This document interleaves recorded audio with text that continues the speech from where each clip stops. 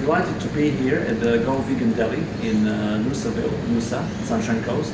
And here is Scott Mathias, the man who established these beautiful premises last year in 2015. Scott, could you tell those who actually are new to this idea of healthy eating and eliminating animal products from eating habits? Tell us how it all started, please. My story is really simple. If you hit a wall with stomach pain or with anything else, you want to find a solution pretty quickly, and often those solutions will come to you in the most strangest of ways. And in my case, you may already be familiar with this anyway, but near-death experience with reflux was the precursor to everything that's happened here now.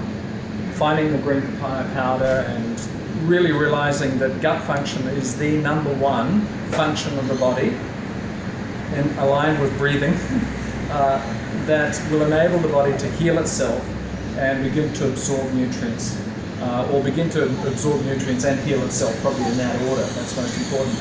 And then the realization after that you need to put living food into your living body. And then I think the whole animal thing, the ethos associated with it, the ethics associated with it, that just comes up naturally because you all of a sudden fall in love with a sentient being that you may have been murdering for food, okay? And the nature of the relationship changes completely, aligned with the fact that your body starts to feel very different.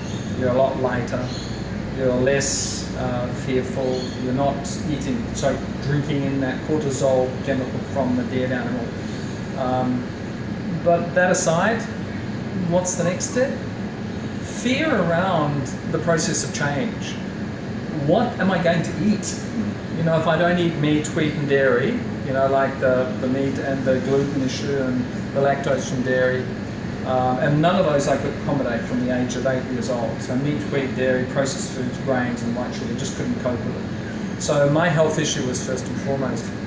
And then, interestingly enough, when your mind starts to fill up with beautiful food, you start to get inspirational and you start to write books. And I encourage anybody who is in the process of change to begin to write books. This is the first book, Understanding the Divine Gut, which I published back in 2012. Can you believe it was 4 years ago? And I reread it just a week or so ago. And I thought, that's interesting. Wow. Not who's the guy who wrote it or anything like that, but that's really interesting. So this is still relevant. And then my first recipe book last year, or 2 years ago, Let's Eat Raw, which is the 101.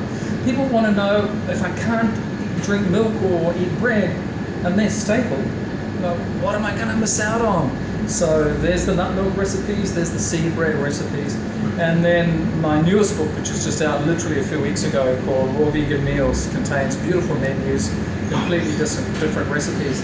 So fix your gut, and here are the options, and then there's no looking back, and then meet beautiful people like you and be part of a community that supports this formation of this new matrix. What is the most popular item of the menu here so far? The most popular item on the menu would have to be a savory tart. It is a sunflower seed tart with semi-dried tomato in the base, in the mixture. In the base is a cashew cream cheese, and on the top is a beautiful tomato and onion salsa. It's delicious, it's unctuous because you want more, and it tastes absolutely beautifully. Beautiful taste.